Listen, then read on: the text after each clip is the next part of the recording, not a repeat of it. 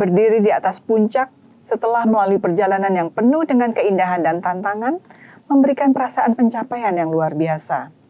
Setiap langkah yang diambil terasa terbayar dengan pemandangan yang menakjubkan dan kepuasan batin yang mendalam.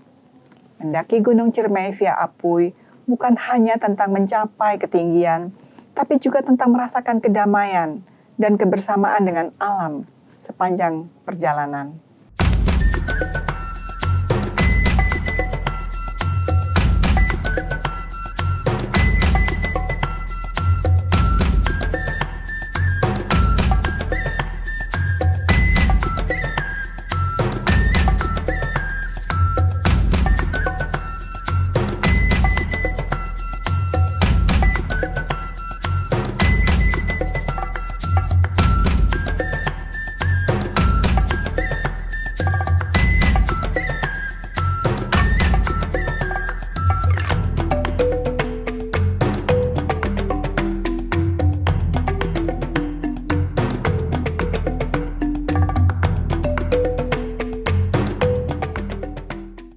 Assalamualaikum warahmatullahi wabarakatuh.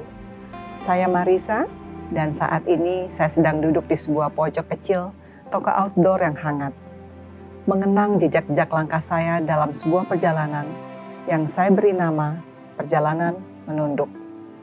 Bukan karena saya lelah atau kalah, tapi karena saya ingin belajar rendah hati dari jalanan-jalanan asing yang tidak pernah menyuruh siapapun untuk sombong. Saya mencoba untuk mendaki Gunung Ciremai yang disebut sebagai Atap Jawa Barat. Ketinggian gunung tersebut adalah 3.078 meter di atas permukaan laut. Ternyata pilihan saya untuk memilih trek via Apui, Majalengka adalah sebuah pilihan yang baik, yang menarik dan mampu saya lakukan. Karena treknya cukup landai, pemandangannya indah, dan hutan-hutannya masih asri. Saya menyukai perjalanan melalui Apui. Saya mencapai Apui sampai ke pos 4 dan kami melakukan kemah bersama di sana bersama teman-teman yang asing bagi saya, tapi mereka tetap hangat dan ramah dan kami bisa bersama-sama bercengkrama memulai persahabatan baru di atas pos 4 Gunung Ciremai. Perjalanan ke Ciremai melalui Apui itu pun saya bukukan di dalam buku Bila Mimpi Punya Warna, yaitu catatan perjalanan saya ke 32 puncak gunung di atas 3.000 meter di atas permukaan laut yang saya lakukan selama masa pandemi COVID-19. Mendaki Gunung Ciremai melalui jalur Apui di Majalengka adalah pengalaman yang menggabungkan keindahan alam dengan tantangan fisik yang terasa lebih bersahabat dibanding jalur-jalur lainnya seperti Palutungan, Linggajati, atau Linggasana. Jalur Apui menawarkan pendakian yang lebih landai dan memberikan kesempatan untuk menikmati setiap langkah perjalanan dengan tenang. Ladang yang berganti dengan sejuknya hutan. Selepas melewati ladang, suasana berubah drastis ketika memasuki hutan yang sejuk dengan vegetasi yang cukup tinggi. Saya melalui pos Simpang 5, pos Tegal Wasawa ke Tegal Jamuju, dan perjalanan menuju Sanghyang Rangkah 2.800 meter di atas permukaan laut. Perjalanan menuju pos Sanghyang Rangkah adalah salah satu segmen yang paling panjang dan menantang di jalur Apui. Butuh waktu sekitar 1 jam 20 menit untuk mencapai pos 5 ini. Dengan medan yang semakin terjal dan memaksa setiap pendaki untuk mengeluarkan energi ekstra, di pos ini jalur Apui bertemu dengan jalur Palutungan, di mana terdapat petunjuk arah menuju Sanghyang Ropoh di jalur Palutungan.